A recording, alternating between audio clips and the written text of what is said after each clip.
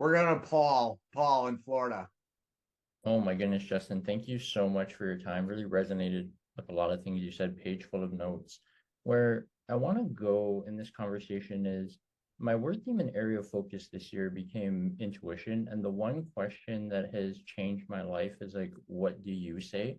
Because I think so many times we are so quick to ask other people. And I think we're starting to notice this with the Olympics, right? Like people are I've seen so much joy this year because people are actually doing things for them. I would love to know like either like if you I don't know if you have like a story behind it, but what tips would you share behind like getting people to really dig down and discover their identity? Because I think so many people are showing up as who people want them, how they want to be seen versus who they are. It's a great question. And who you see yourself as will always be your glass ceiling. Who you see yourself as will always be your glass ceiling. You're stronger than you think you are. You're more powerful than you think you are. You're more capable than you think you are. You're created for more than you think you are. And what you're actually like, I often say it this way: what you're praying for does not hold a candle to what you're called for, but what you're called for, you're not yet prepared for. And it's the lack of preparation because of the lack of identity that holds us back from stepping into that. And so there's this constant dichotomy of reality versus what we see in a vision. And we're just like, I don't know how to get there. Well, the way we get there is not an external source, it's an internal source. We have to become somebody new.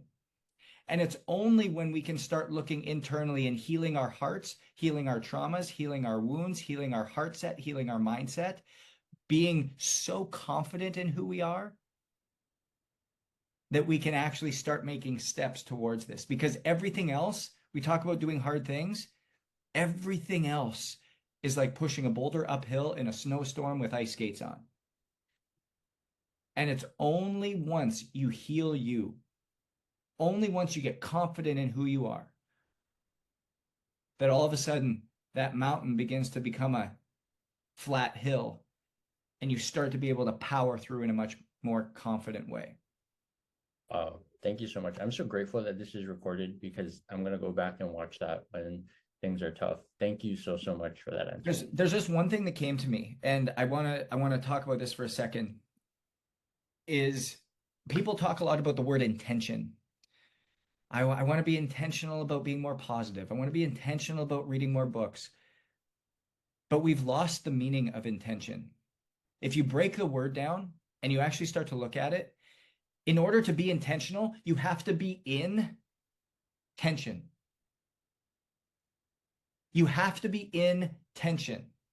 And the reason you have to be in tension and the way you can recognize it is because there's a pushback. When somebody asks you to do something, I'll give a personal example. Give a personal example. My wife would come up to me about 5 years ago and she would say, Justin, you're so defensive. Can you work on your defensiveness? I'm like, I'm not defensive. And when I sat on it, it hit a chord in me. It struck a chord in me. And the reason it struck a chord in me, that is the first sign that there's something there. And the reason you have to go in tension is because who you are and who you are called to be are in direct conflict with one another. Because it's easy to stay here. There's comfort here.